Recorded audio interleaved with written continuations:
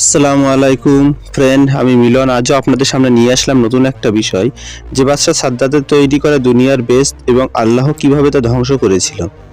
প্রিয় বন্ধুরা, সাদ্দাত কে ছিলেন, তার বেহেশত কেমন ছিল এবং পরবর্তীতে তার বেহেশত কেন চূর্ণ বিচূর্ণ হয়ে গিয়েছিল, সাদ্দাতের বেহেশত সম্বন্ধে আলোচনা করা হয়েছে এই ভিডিওতে। তাই ভিডিওটা না টেনে শেষ পর্যন্ত দেখার অনুরোধ রইল। প্রিয় বন্ধুরা, আরব দেশে সাদ নামক একটি গোত্র ছিল, যে গোত্রের মানুষরা যেমন ছিল লম্বা তেমন শরীর চওড়াও ছিল এবং তাদের গায়েও ছিল খুব শক্তি। তারাই ছিল আরব দেশের প্রবল এবং প্রধান। তাদের যে বাদশাহ ছিল তার নাম ছিল সাদ্দাত। তার ধনদৌলত এর কোনো শেষ ছিল না। 7 মুলুকের বাদশাহ ছিল। তার ঘরে বাক্সে ছিল ভর্তি লক্ষ লক্ষ হীরা মণি মুক্ত জহরত। উজির সৈন্য নাজির যে কত ছিল তার হিসাব ছিল না। যার পানায় থাকতো লক্ষাধিক হাতি ঘোড়া। আর সাধারণত যাদের বেশি ধনদৌলত থাকে তাদের একটু দিমাগ তথা অহংকার হয়। একদিন সাদ্দাত তার সৈন্য এবং উজিরদের ডেকে তুর পাহাড়ের ওপর গিয়ে নিয়ে আসলো এবং সেখানে সিংহাসনে বসে গর্জে উঠে বললেন, আমার যা দেখতে সুন্দর আর আমার যা ধনদৌলত প্রাচুর্য আর বাহিনী আছে, তাতে কি আমি খোদা হওয়ার যোগ্য নয়? নাউজুবিল্লাহ।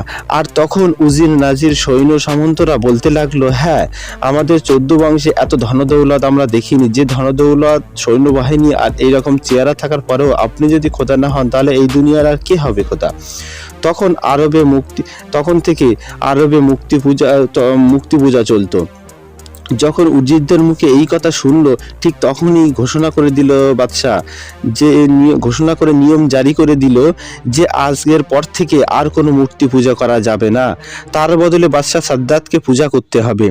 আর বাদশাহ সাদ্দাতের কথা অমান্য করে এমন কারোর সাধ্য ছিল না। তাই সবাই বাদশাহ সাদ্দাতকে খোদা ভেবে পূজা করতে শুরু করে দিল।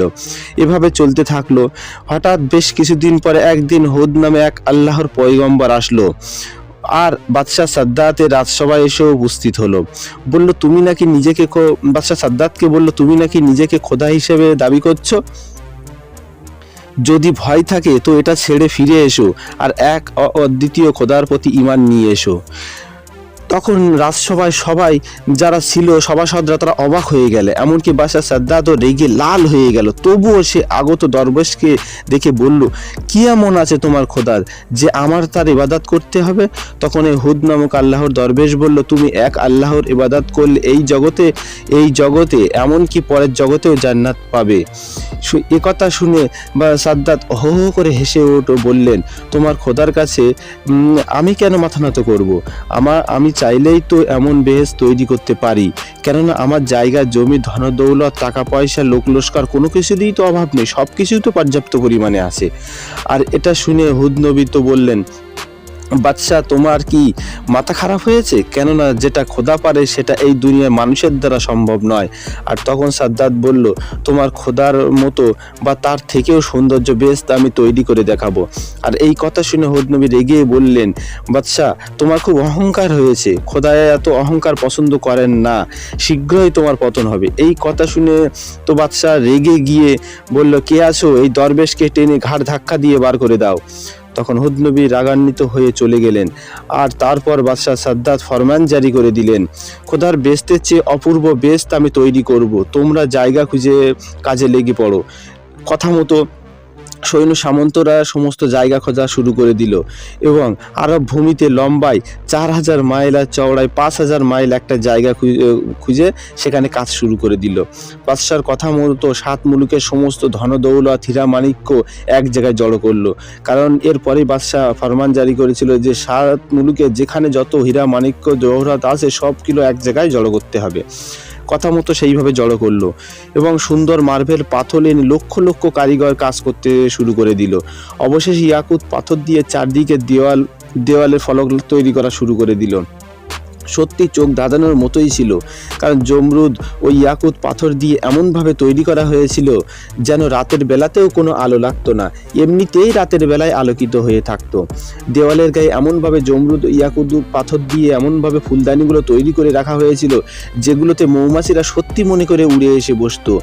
আর যা আতর ও গোলাপ ও মেহতাবের খুশবু ছুটছে, যেটা মনে হচ্ছে সত্যি দুনিয়ার সব থেকে সুগন্ধি ছুটছে।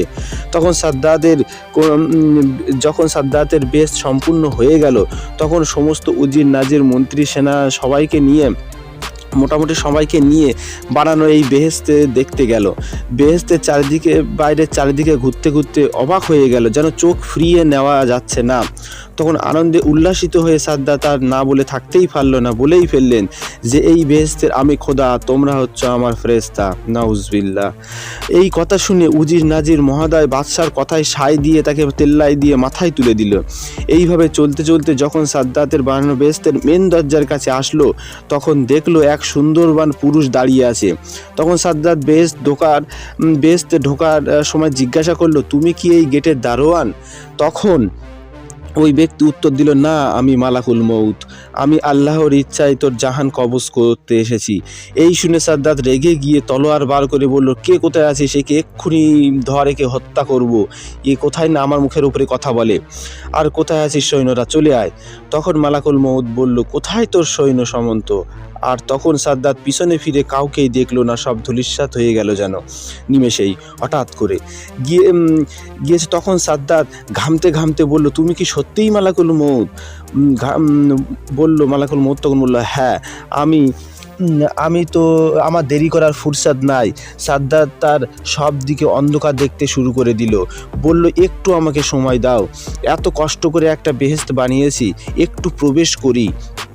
ঠিক তখনই মালাকুল মউত বলল, ওখানেই যেন গর্জন করে ওখানে বলল যে ওখানেই দাঁড়িয়ে যা, একদম পা আগে বাড়াবি না।